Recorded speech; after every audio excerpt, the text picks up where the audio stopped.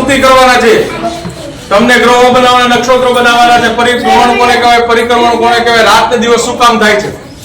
Doctor વિક્રમ સારાભાઈના જન્મ દિવસે આપણે વિશેષ સ્વરૂપે આ પ્રવૃત્તિ કરી રહ્યા છીએ। એટલે ખગોળશાસ્ત્રને સમજવા, સ્પેસ સાયન્સને સમજવા માટે આ ક્રિએટિવ પ્રવૃત્તિ છે। તો આ પ્રવૃત્તિમાં તમારે રસપૂર્વક ભાગ લઈ અને એની લાક્ષણિકતા થી સમજવાની છે। એટલા માટેની આ પ્રવૃત્તિ રમવી છે ને બધાને?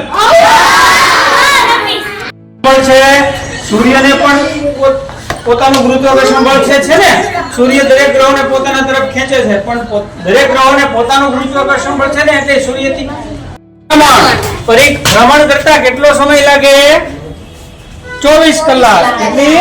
24 કલાક। અને પરિભ્રમણ કરતા કેટલો સમય લાગે? 365 દિવસ।